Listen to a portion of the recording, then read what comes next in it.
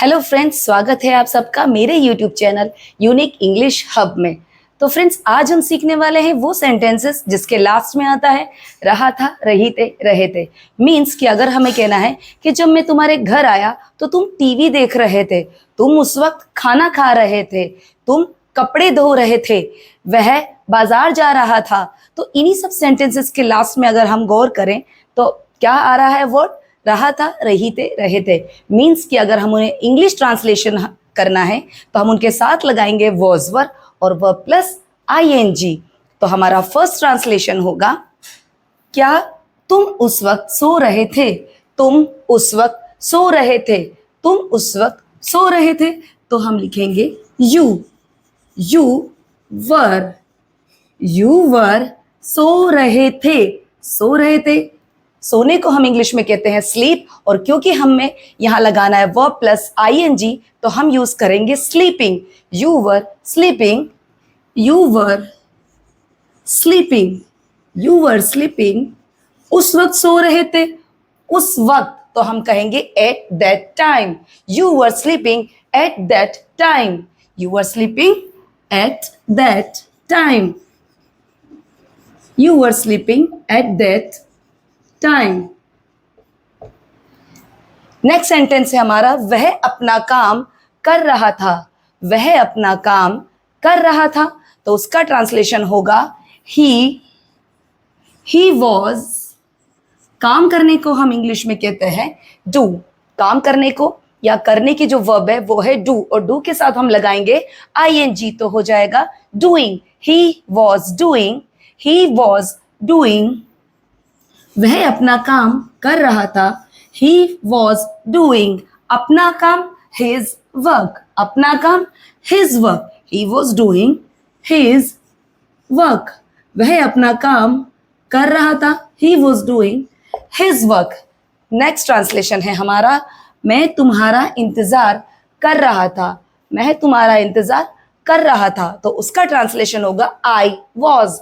कर रहा था तो हम यूज करेंगे वॉज वर और वर्ब के साथ आईएनजी। तो हमारा ट्रांसलेशन होगा आई वॉज, आई वॉज। यह हमारी वर्ब है इंतजार करना, हमारी वर्ब है इंतजार करना। I was waiting, I was waiting, I was waiting. किसका इंतजार कर रहा था? तुम्हारा इंतजार कर रहा था। आई वॉज वेटिंग तुम्हारा, I was waiting for you, I was waiting for you।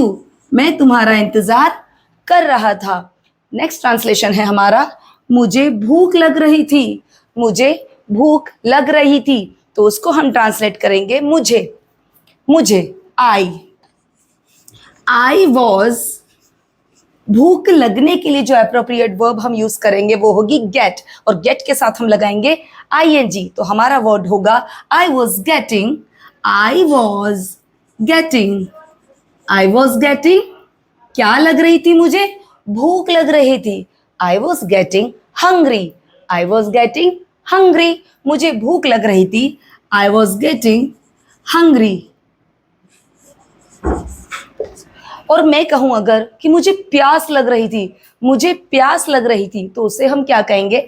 I was getting thirsty, I was getting thirsty। तो हमारा नेक्स्ट ट्रांसलेशन है, तुम बहुत ज्यादा मेहनत कर रहे थे, तुम बहुत ज्यादा मेहनत कर रहे थे को हम ट्रांसलेट करेंगे यू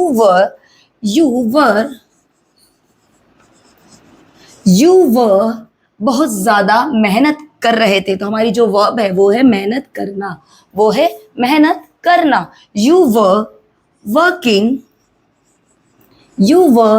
वर्किंग बहुत ज्यादा, you were working very hard, you were working very hard.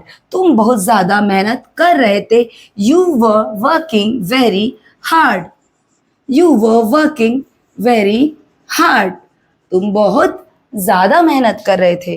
तो नेक्स्ट ट्रांसलेशन है हमारा, उसे अजीब लग रहा था, उसे बहुत अजीब लग रहा था। तो कभी कभी ऐसी सिचुएशन क्रिएट हो जाती है ना कि हम आपस में कहते हैं अरे उस वक्त मुझे बहुत अजीब लग रहा था, या हम कहते हैं उससे बहुत अजीब लग रहा था। तो ये सिचुएशन को हम कैसे ट्रांसलेट करेंगे, या इस सेंटेंस को हम किस तरह ट्रांसलेट करेंगे? उसे अजीब लग रहा था, उसे he was feeling, अजीब लग रहा था, लगना और महसूस होना दोनों का जो है मीनिंग वो सेम होगा। he was feeling strange, he was feeling strange, he was feeling strange, उसे अजीब लग रहा था, he was feeling strange। Next translation है हमारा, वह मुझे कुछ बता रहा था, वह मुझे कुछ बता रहा था। जब हमारे फ्रेंड्स अपने आपस में कुछ बात करने वाले होते हैं या बीच में कोई आ जाता है तो हम आपस में कहते हैं ना, अरे वो मुझे कुछ बता रहा था, तो उसको हम कैसे ट्रांसलेट करेंगे? वह मुझे कुछ बता रहा था, he was टेलिंग, बताने को हम इंग्लिश में कहते हैं टेल, बताने को हम इंग्लिश में क्या कहते हैं? Tell.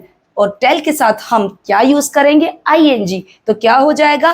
Telling. he was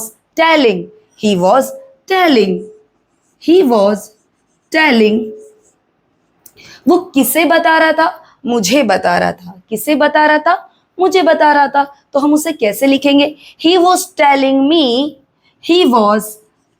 me, कुछ बता रहा था, कुछ, तो कुछ को हम ट्रांसलेट करेंगे समथिंग के साथ। he was telling me something,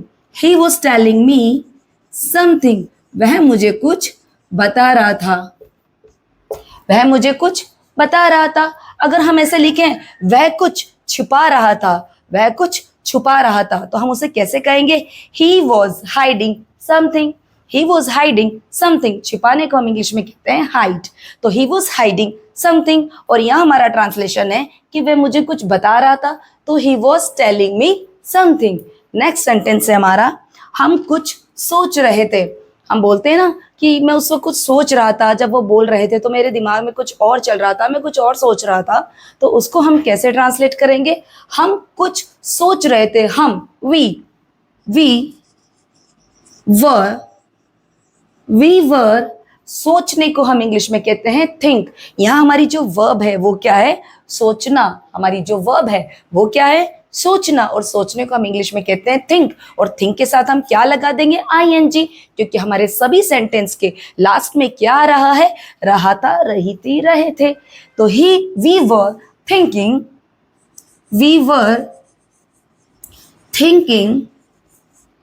were thinking, कुछ सोच रहे थे, तो मैंने आपको पहले भी सेंटेंस में बताया है समथिंग, कुछ को हम क्या कहेंगे? Something. we were thinking something, हम कुछ सोच रहे थे, we were thinking